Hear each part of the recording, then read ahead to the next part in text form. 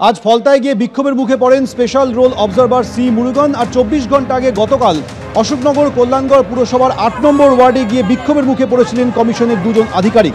স্থানীয় তৃণমূল কাউন্সিলর সমীর দত্তর নেতৃত্বে এই বিক্ষোভ দেখানো হয়। কমিশনের এই দুই আধিকারিককে আটকে রেখে বিক্ষোভ দেখানো হয়। কিন্তু কেন এই বিক্ষোভ? তৃণমূল কাউন্সিলরের অভিযোগ চক্রান্ত করে নাম বাদ দেওয়া হচ্ছে।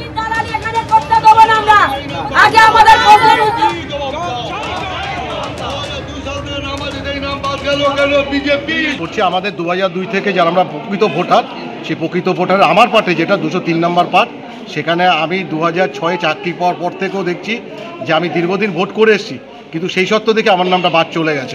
মোট ভোটার 1100 কত, সেখান থেকে 365 জনের নাম বাদ চলে গেছে। সবত কারণে আমিও খুব আতঙ্কে আছি এবং আগামী দিন যে আমি যে সরকারি চাকরি হিসাবে কি পরিস্থিতি হবে সেটা জানি না। কেন কি বলছেন, কেন কি করে বাদ গেল? এরা বলছে এটা ভুল হয়েছে, কখনো বলছে ভুল হয়েছে, কখনো বলছে আমরা তুলে দেবো, এক এক সময় এক এক রকম বলছে। আমরা বলছি বিডিও সাহেব এখানে আসবে, উনি সই করে লিখিত দেবে যে এদের নাম বাদ দেওয়া যাবে না, বাদ হবে না, তখন ছাড়বো আমরা। কমিশন বিজেপি আঘাতের অভিযোগে ফের সুর চড়ালেন মুখ্যমন্ত্রী। বিজেপি ছাড়া সবার নাম বাদ? কেন বিজেপির কম্পিউটারে কাজ হবে? বিজেপি চিঠি দিলেই নাম কাটতে হবে কেন জানতে চাই। বিহার পারেনি, বাংলা পারবে, ওদের আমরা সম্মান করি, আপনারা নিজেদের কাজে লাগিয়েছেন। কৃষ্ণনগরের সভা থেকে এভাবেই আক্রমণ শানিয়েছেন মুখ্যমন্ত্রী মমতা বন্দ্যোপাধ্যায়। এত খিদে যে তাড়াহুড়ো করে ভোটের আগে এসআইআর এর নাম করে আধার কার্ড চলবে না, আধার কার্ড চলবে, নো স্যার। ব্যাংকের অ্যাকাউন্টে আধার কার্ড চলবে, ইয়েস স্যার। প্যান কার্ডে আধার কার্ড চলবে, ইয়েস স্যার। ভোটাধিকারে চলবে, নো স্যার। নাগরিকত্ব প্রমাণে চলবে, নো স্যার। বিজেপির চামচাগিরিতে চলবে, সরি চামচাগিরি উইথড্র করে নিচ্ছি।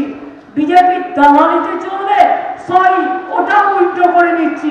বিজেপি দাবিদারিতে চলবে, হ্যাঁ এটা থাকবে, ওটাতে ইয়েস স্যার। মানুষের ভোট কাটা চলবে, ইয়েস স্যার। বিজেপিকে জেতানোর জন্য স্যার চলবে, ইয়েস স্যার। নির্বাচনের আগে কেন বিজেপিকে জেতাতে হবে, নো স্যার, হবে না। সারা দেশটাকে পরিণত করেছে একটা বিজেপির দেশ হিসেবে।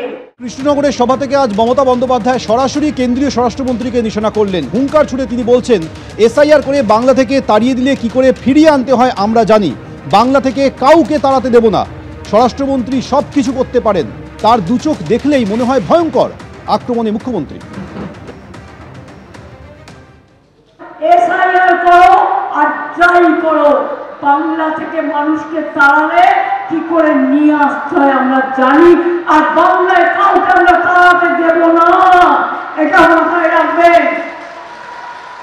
শুধু আমার একটাই অনুরোধ, বর্ডার এরিয়ায় যেখানে বিএসএফ আছে ওদের ধারে কাছে যাবেন না।